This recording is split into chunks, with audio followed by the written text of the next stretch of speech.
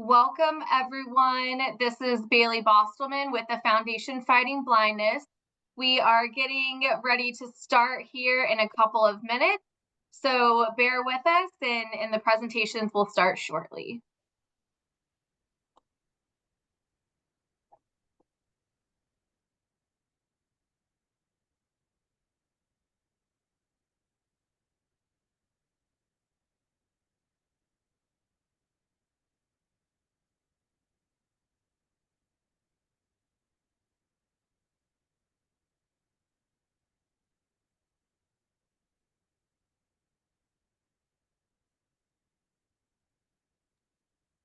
Those who are just popping on, welcome to our webinar.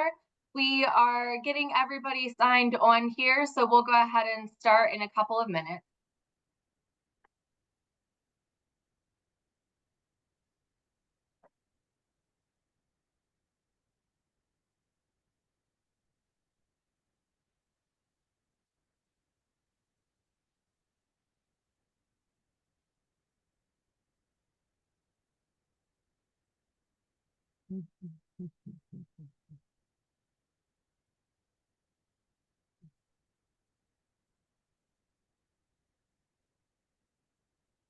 All right, it looks like our participant count is starting to trickle down a little bit and slow down. So hopefully a good number of our participants are logged on. If not, we'll go ahead and let everyone keep continuing to log on while we get started here. So for the sake of time, we'll go ahead and get things going. So thank you all for joining us this evening. All lines are currently muted. Just a couple of pieces before we get started. First off, my name is Bailey Bostelman, and welcome to the Foundation Fighting Blindness Quarterly Vision webinar. This webinar is sponsored tonight by Apellis.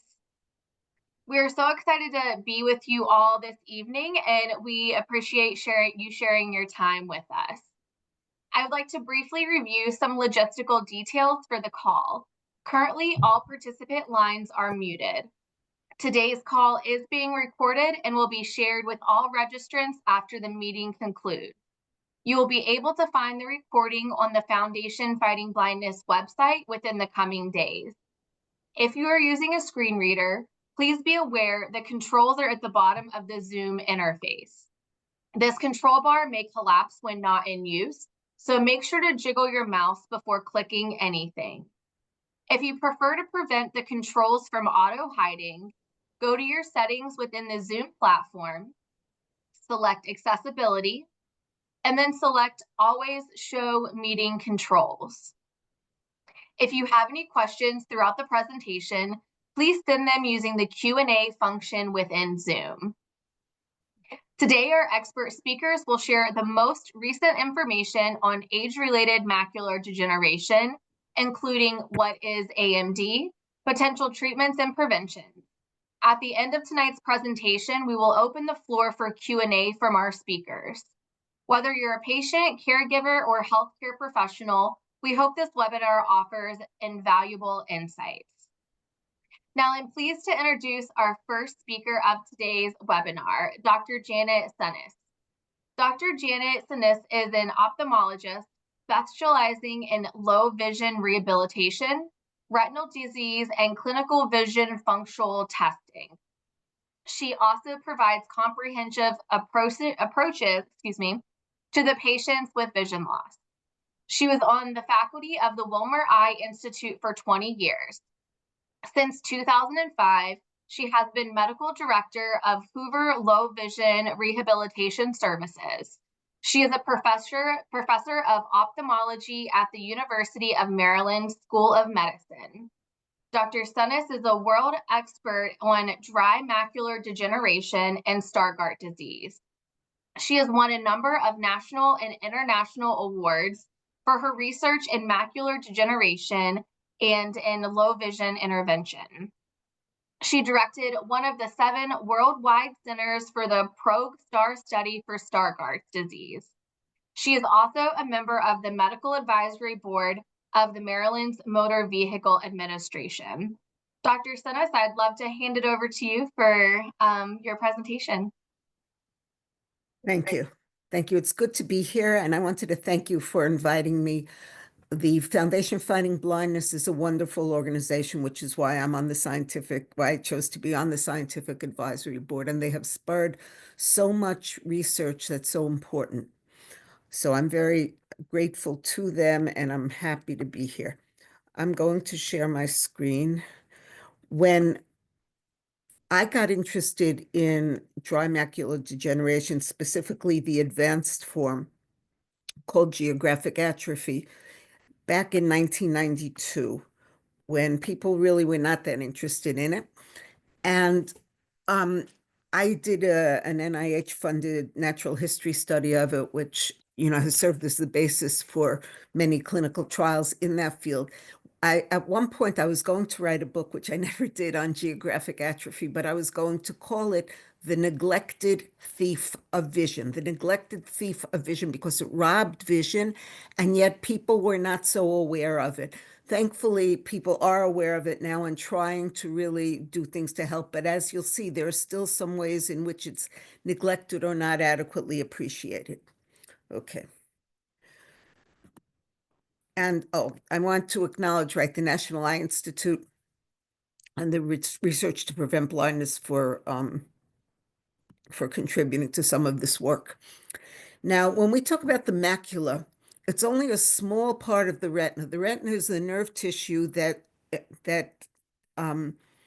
coats, let's say, the inside of the eye, and that's what responds to light and sends a message onto the brain about what you see. We typically concentrate on the macula, which is the center part of this, and it's really only a small part of the whole total retina, so that people who have macular degeneration still have good peripheral vision. But the macula, in particular, the fovea, which is its center, is necessary to work well in order to have fine, good vision, to be able to recognize faces, to read, etc. And that is where these diseases, the macular degeneration diseases, come. In the retina, there are really 10 layers of cells. First, the cells that catch the light, which we call photoreceptors, then the nerve cells that sort of take the message and bring it on, and then it finally goes to the brain. But below the retina, there's something called the retinal pigment epithelium. Those are cells that, so to speak, nourish the photoreceptors. They serve as a block for abnormal blood vessels getting through. They let oxygen through, and they're very important for keeping the rest of the retina functioning properly. And that is the level that gets hit first, really, in macular degeneration. I apologize for the blurriness of this. When you start off, the photoreceptors, they're called the cones and rods that catch the light and sense them. They're a very nice, straight, vertical lineup of these cells, and they're nourished and go into the retinal pigment epithelial cells below it. Now, when you have early macular degeneration, it's characterized by having these yellow deposits called drusen that are underneath the retina. And these drusen themselves don't necessarily cause a problem in the vision, but they indicate that the retinal pigment epithelium is not functioning well, and it's likely to get more disease. So, sorry. Okay. So as the retinal pigment epithelium gets sick, you first get sort of a disorganization of the cells above it. Then little by little, you have those cells dying off, the cells of the retina, until you get what's called geographic atrophy, which is when a patch or an area of the photoreceptor cells, the light-sensing cells, have died off. So now you have a blind area. We call it a scotoma, a blind area in the vision. And that's what geographic atrophy does. If you look at dry AMD in general, there are various stages of it. So when in early disease, you get these small little deposits called drusen, these little yellow deposits that you can see on the retina, or if we do other imaging. Then you can get what's called intermediate AMD. It's not yet the type that really compromises vision, but you get all these yellow spots, all these drusen, and that tells you that this person is at high risk for going on to develop advanced macular degeneration. The advanced dry form of macular degeneration is called geographic atrophy. And I think of it as geographic in the sense that it looks like sort of a continent that's in the sea of normal retina. It looks whiter than normal. You can see the vessels that are sort of below the retina more clearly, and it's very well demarcated. You can see clearly the boundary between the atrophy itself and the normal retina. And there are various ways of imaging it. But the bottom line is where there's atrophy, there's a death of the retinal pigment epithelial cells under the retina that leads to a death of the retinal cells above it, and you end up with areas that are blind. Now, I just briefly want to distinguish this from wet macular degeneration. Wet means basically that there are abnormal new blood vessels that grow underneath the retina that bleed and leak and scar and can cause significant decrease in vision. Thank God there is now treatment for that, so that what was a legally blinding disease in most patients in the past is no longer that way. But all wet macular degeneration begins from dry macular degeneration. In other words, people who have these drusen are at risk both of the dry and the wet forms. Okay, now geographic atrophy itself is very common. It's in about 3.5% of people 75 and older, and it increases to about 25% of people 90 years old and over. It's more common in white people, and smoking increases the risk of having geographic atrophy or developing any of the advanced macular degeneration types. This is a so-called classic progression of geographic atrophy in someone in my study. Initially, the person only had some little changes in the pigment and some little drusen. Then a couple of years later, he had separate little areas, we call them multifocal areas of atrophy developing. It spared the center. So in other words, his visual acuity was still quite good. Oh, I did it again. I'm sorry. Okay. Then again, a couple of years later, these areas have coalesced and enlarged. So you have a large area of atrophy, still sparing that center. So he still has good vision when he reads the chart. And now there is some forming at the bottom. And he ended up with a large area of atrophy with only a little area spared in the center. So he could still have good vision at this point, because what's critical are the center few cells, the center area. But ultimately that center went, and then you lose central vision and your vision plummets. But you can imagine that when somebody has a ring of atrophy, a ring of blind spot around the center, they cannot necessarily fit in a whole word or a whole face into this little area that's spared. So even though their vision is good when you test them on a chart, they may still have significant difficulties. Now, it's hard for us to understand sometimes, what does it mean to have a blind spot? If people saw a black splotch, let's say, wherever there was a blind spot in their vision, in a way it would be easier, because they would say, oh, there's my blind spot, I'm going to move it out of the way. But the brain does not do that. The brain likes to make one nice picture. So the person may not even be aware there's a blind spot. What they're aware of is that letters are coming and going, things are coming in and out of view. And this is a nice schematic, so to speak, of what a blind spot is. And I think this is really very important. So on the top part, there's somebody with normal vision, and in the picture there's a person crossing the street and a car and a building. Then the other person has glaucoma and has a blind spot in the vision. So the person is not seen, the car is not seen, but the brain fills in the rest of the street, fills in the rest of the building, so that the person is not aware that they're missing a person or they're missing a car. They think they're seeing everything. And that's what makes it so difficult really to handle, for difficulty also for other people to understand. And as I mentioned, that's why visual acuity doesn't capture fully the impact of geographic atrophy, because even if you have a tiny little area that's spared, surrounded by a big area of atrophy, you could still have good vision on a chart, even though you can't see too much with it. One of the ways I like to evaluate patients who have geographic atrophy is to do what's called face fields. I tell them to look, I do one eye at a time usually. I tell them to look at my nose so you can see my nose as clearly as you can. While you're looking at my nose, I want you to tell me if part of my face is missing or blurry or distorted. So here's someone who described to me that she could see my nostrils, and then things were blurred out, but you could see my hair again. So this would be the correlate of the images I just showed you before, people who could see in the center, but then have a ring of blind spot around it. The geographic atrophy is very symmetric between eyes, in both the size of the atrophy, the amount of atrophy, and also the rate of progression of the atrophy.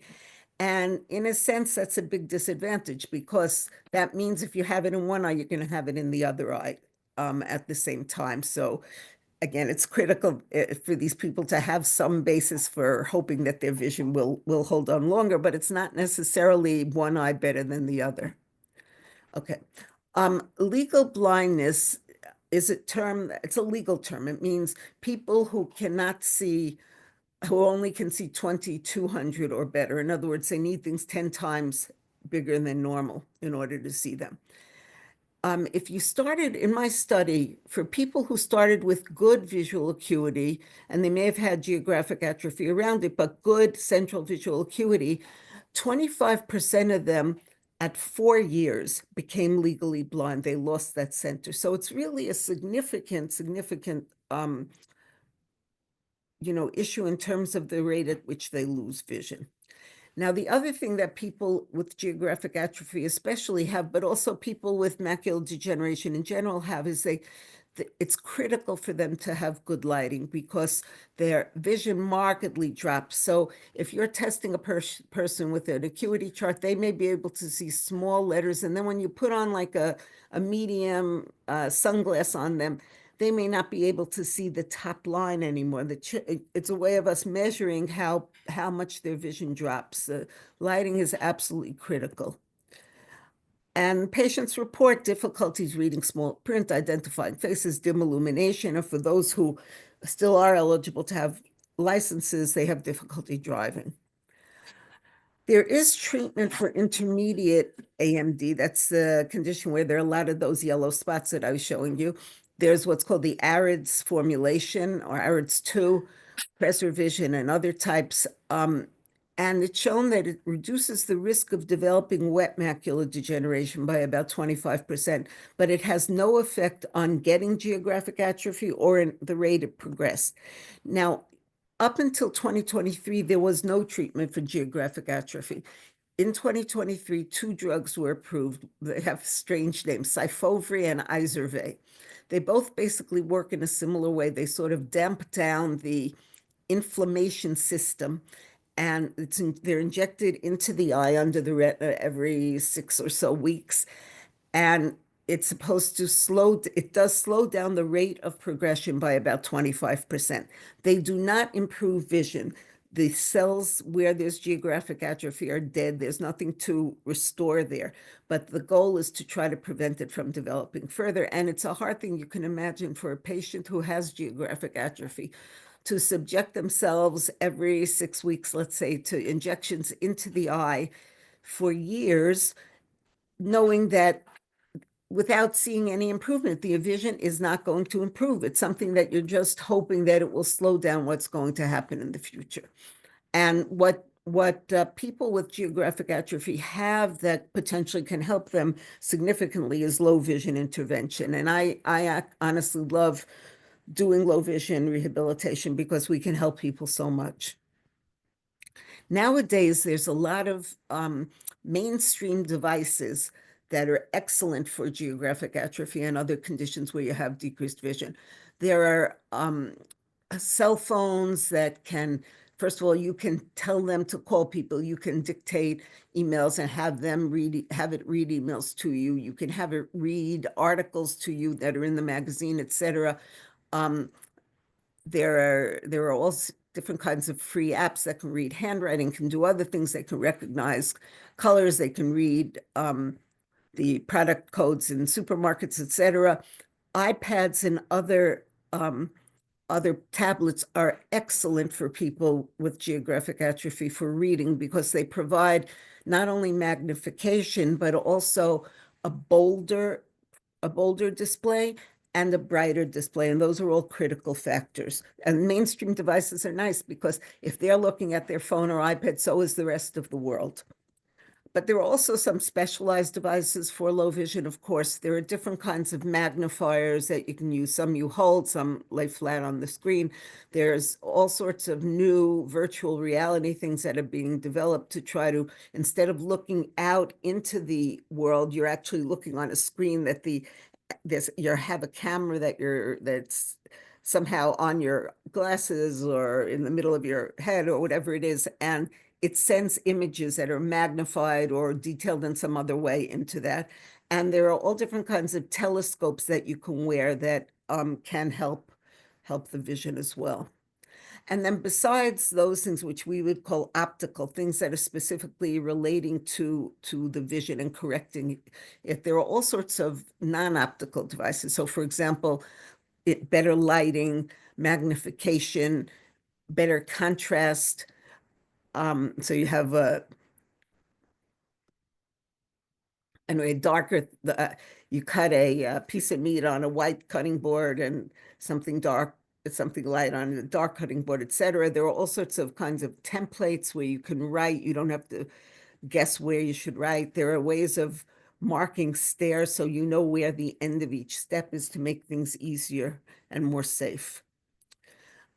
So as I mentioned, there were 2 drugs that were FDA approved in 2023.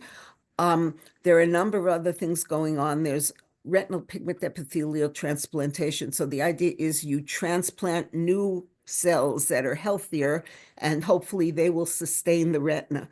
I'm the chairman of a data safety and monitoring committee for one of these called the Lineage trial, where they inject these new cells under the retina and they see how things go over time. All of the studies really are in sort of their early phases, and there's not really definite results yet. There are other approaches. One is to try a vitamin A variant because clumping up of vitamin A is one of the things that leads the retinal pigment epithelium to be sick. Mitochondria supplies the energy to cells, and they may sort of die out over time and make things sick. And then various DNA and RNA approaches, maybe incorporating genes that keep cells alive longer and so forth.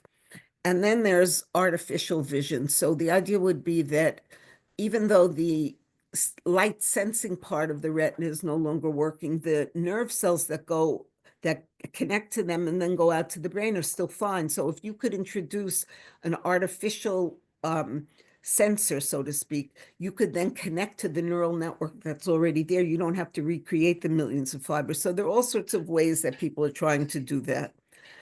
Okay. I always try to finish talks on macular degeneration talking about visual hallucinations or Charles Bonnet syndrome because I think it's so important to know about.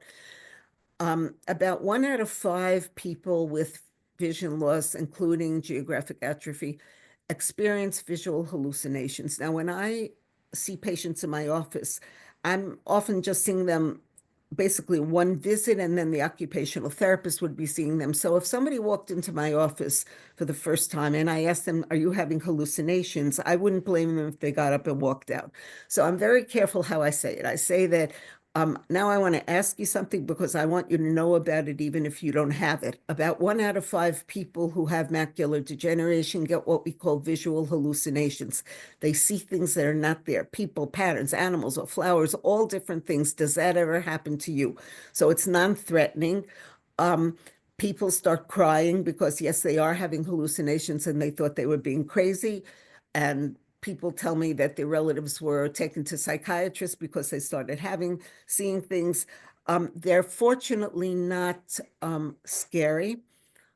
but they're funny. I mean, listening to them, one of my patients sees people, and she knows she sees people. So when she sees somebody in her house, she goes to the door, makes sure nobody has broken in. She says hello to them, and she gets back to work. And people have all different kinds of stories about that. There's no good treatment about this, but the best treatment is that you know and the patient knows that this exists. Okay, so thank you very much for your attention.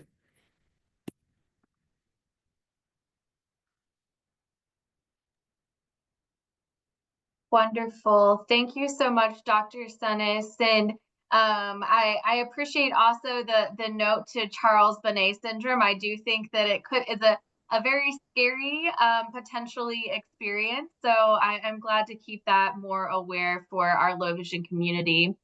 So we're going to switch gears here a little bit and hand it over to our Vice President of Science Communications, Ben Shaberman, and he's going to share a little bit more about what's happening in this space right now around age-related macular degeneration. So Ben, the floor is yours. Okay, and I hope my slides are appearing.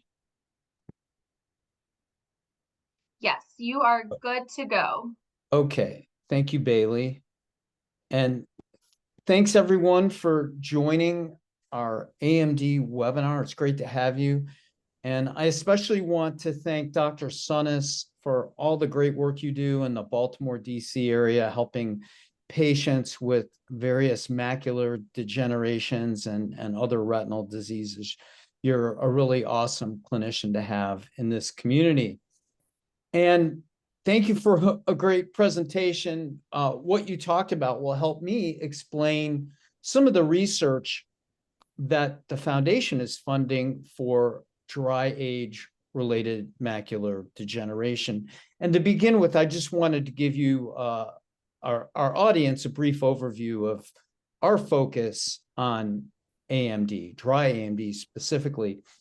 As we learned from Dr. Sunnis, there are actually a lot of treatments available for wet AMD.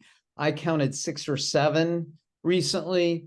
And as Dr. Sunnis mentioned, we do have 2 treatments. They're relatively new for the advanced form of dry AMD, geographic atrophy. They're designed to slow disease progression. But for people at earlier stages, we really don't have a whole lot for the dry form of AMD. So that's one reason that the foundation is focused on dry, because of the unmet need. And as we also learned from Dr. Sunnis, wet AMD always starts off as dry. So if you can prevent dry or slow dry, you have an opportunity to prevent wet. And then finally, dry AMD in some ways can be like other forms of macular degeneration, similar to conditions like Stargardt disease and Best disease. So therapies that might work for dry AMD might also help people with these inherited conditions and vice versa. So that's why the foundation is strongly committed to dry AMD research. And we are currently funding 17 different dry AMD research projects through our core grants program, where we're funding researchers primarily in academic research centers. And the projects, most of them are geared toward emerging therapies. We're looking at diet's impact on AMD risk, dry AMD risk. Some of our projects are about developing gene therapies. There's cell repair. In a few slides, I'll mention a project where we're doing cell transplantation, and then drug therapies. So those 17 projects are all funding for researchers, again, in academic research centers. But the foundation also invests in companies through our venture philanthropy fund. It's called the RD Fund. So we actually have equity investments where we own part of these companies. And if there's a return on that investment, it comes to us and we push it back into research. And we currently have 3 investments in companies that are working on dry AMD. One is Perceive Bio. I'm going to talk about them in more detail shortly. They have a gene therapy. Another is NVASC. They have a protein therapy, still at a pretty early stage, that promotes the health of vasculature called the choroid that's on the outer part of the retina. And we have a third project, I'm sorry, I can't talk about, because they're in a stealth mode, that company. They have not gone public with their work yet. So the first project I'd like to talk about is part of an initiative, a collaboration between us and another foundation called the Free Family. And over the last 4 or 5 years, we have co-funded specific dry AMD projects that are really targeting dry AMD at an early stage. And I'd like to thank the Free Family for being generous in their support and providing some co-funding. So the first Free Family project I want to talk about is being led by Sheldon Rowan at Tufts and his colleague Debashish Sinha at Johns Hopkins. They're receiving $600,000 from the foundation over a 3-year period, and they're targeting drusen. They're looking at why drusen accumulate and potential ways to mitigate that accumulation. We learned from Dr. Sunnis that drusen are those deposits underneath the retina that ultimately cause problems in dry AMD. And those deposits are mainly lipids. There are some other toxins in them, but they're fatty deposits. And so what Dr. Rowan and his team are looking at is the diet and also our microbiome, that ecosystem in our gut that has all kinds of healthy bacteria and other organisms that really have a strong impact on inflammation and oxidative stress. And they will be looking at how diet and the microbiome impact AMD progression and risk, and if there are ways to modify diet so to reduce that risk. And there's already some really good evidence for it. They're going to expand on that. Will also look at a gene therapy to enhance a process called lipophagy. I know that's a big word, but all it really means is reducing the accumulation of those fatty deposits, diminishing the accumulation of drusen.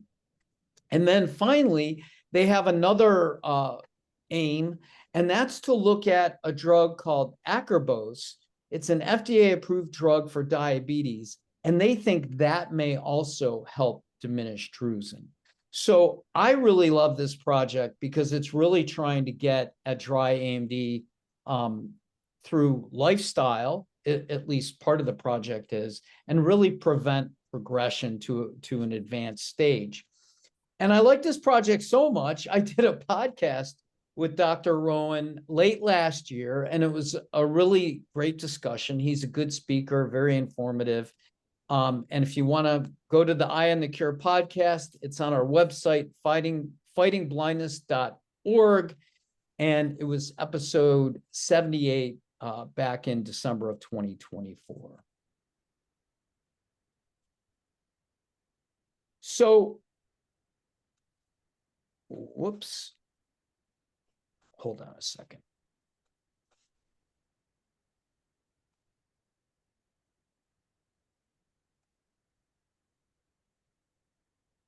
I lost my slides. There we go. Sorry about that. So another project that we're funding that's targeting the drusen pathway is part of a program we call our translational research program. It's part of a program that's designed to move therapies toward clinical trials. It's for therapies that have shown some initial promise, and we're trying to get them closer to human trials. And we recently named or renamed our translational program the Brent Family Translational Research Program to honor David Brent and his family. David, as many of you may know, was the chair of our board of directors for somewhere around 8 years. And he was an awesome leader, very active, very scientifically knowledgeable. So this is our way of, again, honoring his service. So anyway, this particular project, again, we're targeting the production of drusen, and it's being conducted by Jim Hurley at the University of Washington. He's getting over $700,000 over a 3-year period. And he's looking at drugs to enhance the metabolism and the processing of those fats to limit drusen accumulation. And he's looking at those drugs to target the drusen underneath the RPE cells. He's looking at those in mouse models. And he's using drugs that have also or are being developed for fatty liver disease. So these drugs are already known to some extent. We have some information on their safety and efficacy. So it's nice to repurpose something that you already know about. It's not a brand new approach or a brand new drug. Also in our translational program is a project being developed by Dr. Marius Adder. He's at TU, as we call it. I'm not going to practice my German here and try to pronounce this university, but it's in Dresden. And he's working on transplantation of those RPE cells that Dr. Sun has talked about and photoreceptors. He's getting nearly $900,000 over the next 3 years. And as we learned in the earlier presentation, RPE cells provide support for photoreceptors. And RPE cells are the first to suffer in dry AMD and age-related macular degeneration. And when they stop functioning well and degenerate, the photoreceptors also will start dying off and stop functioning well. So the idea here is for people with advanced disease to replace both the RPE and the photoreceptors. What's really cool about this project is where Dr. Adder is getting his cells. What he's doing is he's identifying people, humans, whose immune systems are such that their cells are less likely to be rejected when they're put into other people. And we call these people super donors. They have these immune systems that are less reactive. So what he's doing is he's taking blood and or skin, just a small sample from a healthy donor, one of these super donors. He's genetically tweaking those cells so they revert back to a stem cell-like state. And then you can coax those cells to become RPE cells and photoreceptors. And then those get transplanted into these mouse models. And his approach is to transplant the RPE cells first, make sure those are oriented properly and seem healthy, and then several days later, transplanting photoreceptors.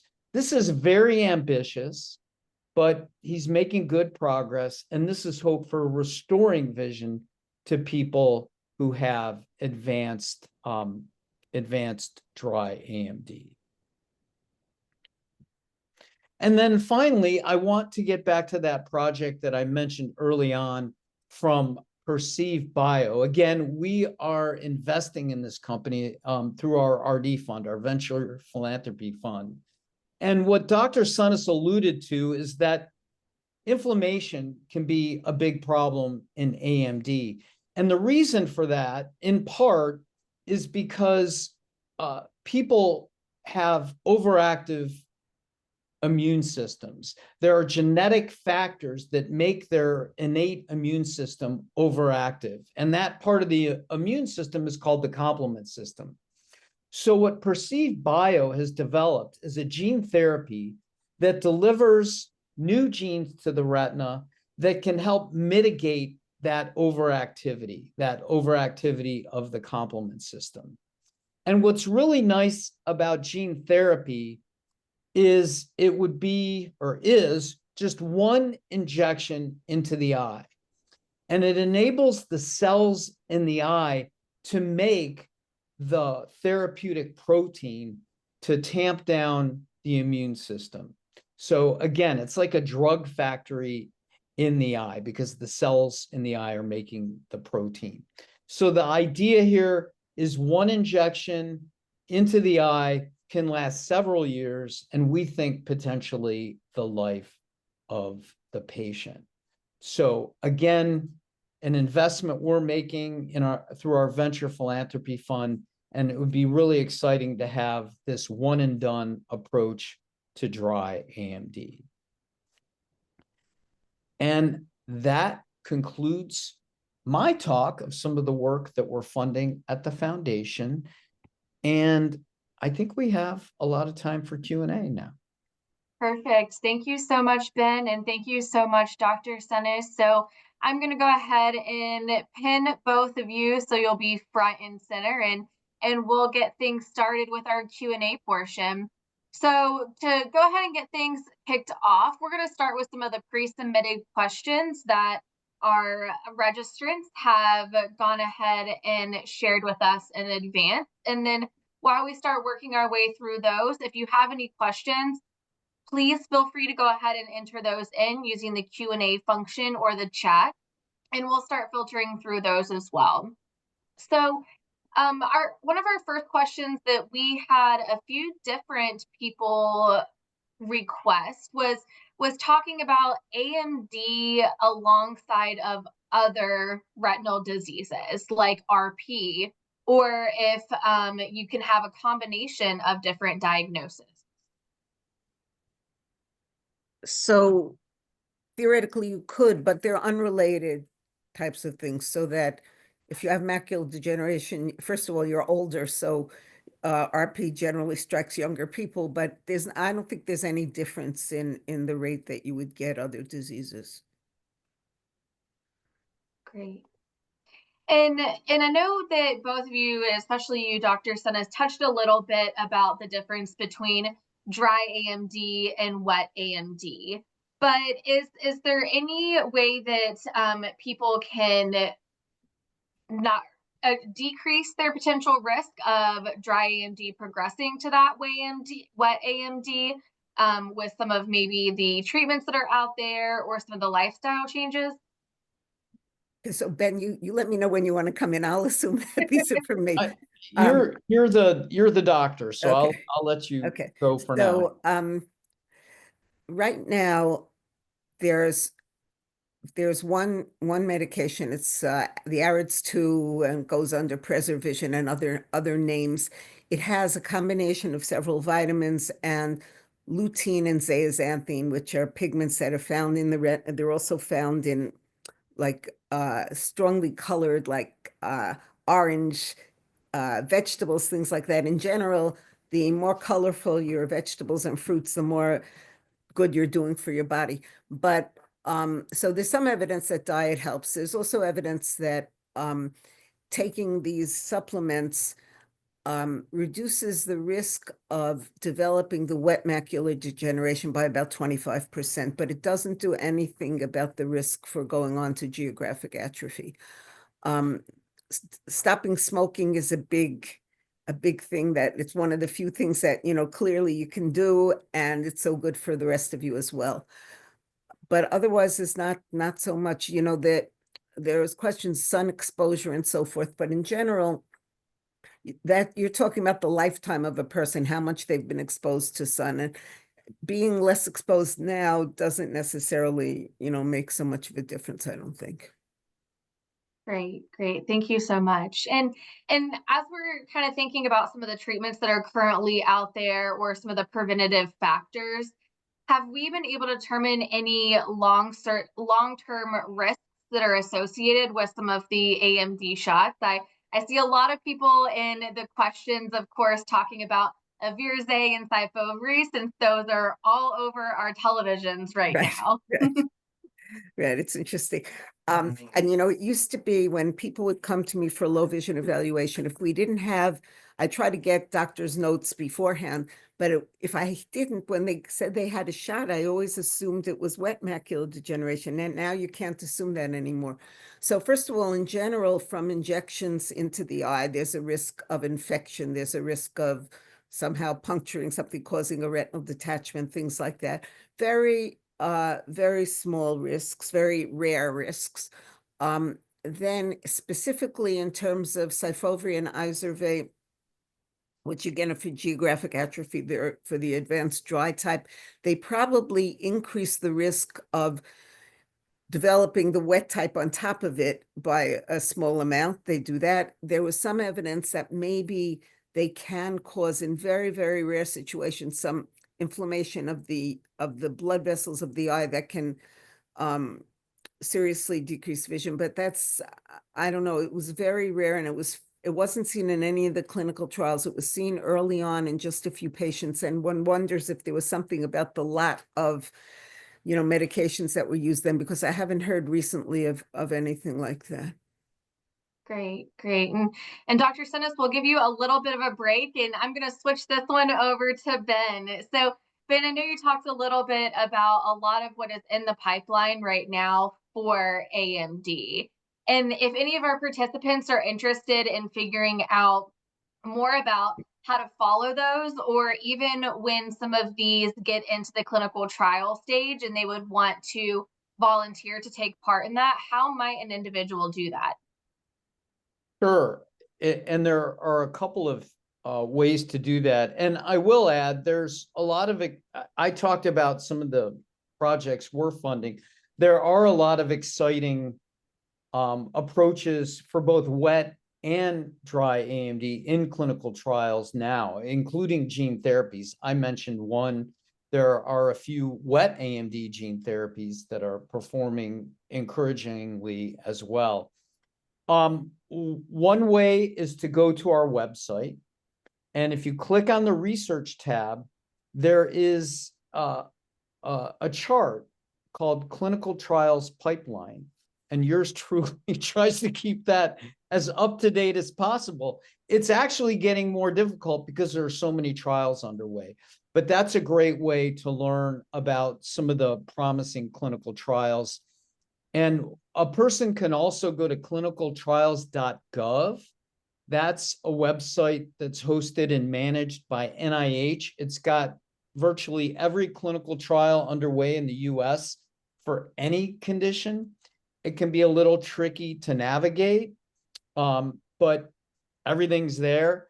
And if people just have questions about what's in trials and they want to talk to a human, they can send an email to info@fightingblindness.org, and yours truly or one of my science colleagues could get the email, and we'd be happy to try to answer your question as well. Ben, I don't think you pointed out when you were speaking that the foundation has been so valuable in starting research efforts. In other words, people who have new ideas, funding it at that stage, so that even though you may not have the money to fund every clinical trial around, you can get things started so people can then go ahead and raise the money to go on and do clinical trials. Most definitely. And thank you for saying that. When you think of the pipeline of therapy development, we're funding research at a lot of the early stages, but also some of the later stage stuff as well. But our goal is to keep that pipeline full, and as you say, fund new ideas. So thanks for saying that. So we've had a handful of questions around Stargardt and the correlation between Stargardt and macular degeneration, if some of these treatments could eventually be helpful for Stargardt patients as well. So Dr. Sinis, how about we start with you, because I know that you do a little bit of work with Stargardt as well. And then Ben, if you want to fill in any gaps maybe that we're doing around that space as well. Okay, it's not a little work that I do. I mean, this is one of my passionate involvements, Stargardt disease. And Stargardt disease is a disease, it's the most common form of macular degeneration in young people. And it typically begins between, late, maybe 5 to 15, something like that. But there are all different sort of levels of severity. Some may not start until a person is 50 or 60. And they do behave really very similar to geographic atrophy in the sense that you get these blind spots in the center of the vision and so forth. The cause of Stargardt disease is because there's this one protein that's needed. It's called the transporter protein. It takes the vitamin A derivatives that are needed for people seeing. It takes them out of the cell into the retinal pigment epithelium to get sort of unbleached and start again. And that doesn't work. So you end up having a lot of clumped up vitamin A derivatives inside these photoreceptor cells, and then they can't get sort of digested by the retinal pigment epithelium or whatever, and they end up accumulating and ultimately causing the cells to die. So geographic atrophy is a little different because in that case, the issue is that these cells are getting old, basically, and they are just not functioning. The retinal pigment epithelium just is not functioning as well. They both look the same in the sense that you get a lot of accumulation of this stuff called lipofuscin in the cell. So there's some basis for saying that, that the two of them have a similar pathway. So that the kind of treatments, I guess, that Ben was talking about in terms of somehow getting rid of the stuff in the retinal pigment epithelium, that should work for both. And it's not clear whether the complement system, the inflammatory system, will have a role in Stargardt disease or not. And I just wanted to add, talk about a couple things.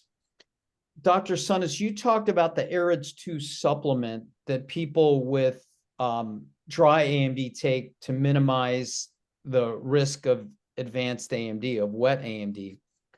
We actually just began funding somebody at Columbia University, Janet Sparrow, a wonderful expert in Stargardt disease, to look at that AREDS2 formula for slowing Stargardt disease. So what's really nice about that formula is you can buy it over the counter. Its safety is well established, but a caveat, we don't know if it's going to work for Stargardt disease yet. That's what Janet Sparrow is investigating. So please, if you have Stargardt disease, don't just start taking it. Wait till we get some results from Dr. Sparrow. The other thing I wanted to mention is the project that Dr. Adder is working on, where there's replacement of RPE cells and photoreceptors. That's a similar scenario in Stargardt disease, where you lose both of those cell types. So success in that can translate potentially to Stargardt disease, or even Best disease, for advanced forms of those diseases. Bailey, I saw coming through the chat, there was a very good question about whether wet macular degeneration progresses to geographic atrophy. And that's a really, really, really important thing, because the treatments that are available for wet macular degeneration now do a good job of calming down these abnormal blood vessels, making them go away, making them leak less, etc. But the problem is that wet macular degeneration often does evolve into some geographic atrophy. And in fact, the development of geographic atrophy is what limits the success of these wet macular degeneration treatments. So ultimately, if a good treatment for geographic atrophy is found, it would be applicable to many, many wet patients as well as the dry forms. Oh, that's fantastic. Great. And I was just going to kind of circle back to a piece around the AREDS. We seem to have a lot of questions about that as well. And Ben, coming to your point where you mentioned that to not just start taking the medication because it could have different effects on different diagnosis. So I think just kind of double clicking on that piece to all of our listeners today as well is that before taking a journey for any of these medications and self-diagnosing, to make sure to work with your physician and those like Dr. Sunnis to make sure that what that treatment is going to benefit you instead of have adverse effects. Most definitely. Well said. So there's, let's see, a couple questions in here around resources for individuals with AMD or low vision, whether it be funding for some of these injections that are fairly pricey without insurance, or looking for resources in terms of support groups or low vision, like orientation and mobility specialists. So Dr. Sunnis, I believe that Hoover Medical Rehabilitation that works with some of these outside organizations as well. So could you talk to maybe some of the general resources that an individual might want to start with? Sure. Okay, so first of all, in general, in a low vision service nowadays, one typically has either an ophthalmologist or an optometrist do initial evaluations, and then I work very closely with an occupational therapist who's specialized in low vision, who provides a lot of important care. That's really, they do not provide in terms of getting around if somebody really has trouble with mobility. There's something called like you said, an orientation and mobility specialist. They concentrate on people with who either have worse vision in general or people who have like retinitis pigmentosa, where they lose their peripheral visual field, and they help people learn to navigate better, whether it's with using a cane or not, or whatever it is. So I think the states differ in the good thing is that occupational therapy is paid for by Medicare and other insurances. The bad thing is that orientation and mobility services are not, because they're not licensed. They have certification, but they're not licensed. So in order to get those services, typically what's going to happen is you get referred to, in Maryland, it's called the Division of Rehabilitative Services, or DOORS, and they will provide orientation and mobility and other services. They also will often help people get either one major device or some other smaller devices. There are